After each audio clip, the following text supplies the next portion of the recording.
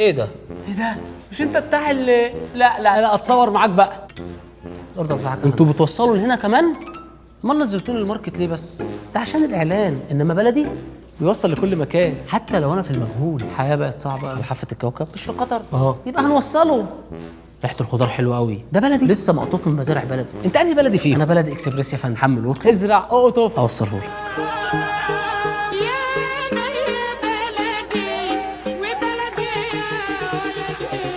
واحلى متجر بلدي 7 ريال دليفري. ده ارخص دليفري في قطر. بص يا فندم، كله هنا والبلد اكسبريس هنا. واحد تاني انا اسف هنا. بص يا فندم بره الكادر. تجرب نبدل؟ ياه، انا حاسس ان انا والبلدي واحد قوي. ما احنا واحد يا فندم. تعال.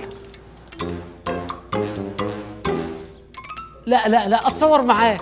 لا البوكس ده ما بيخلصش ولا ايه؟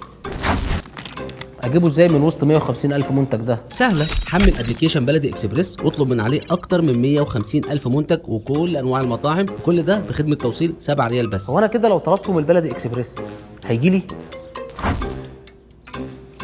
انت نزلت فين؟ انا لقيت تحت في البلد اكسبريس كل انواع المطاعم. في كمان صيدليه تحت.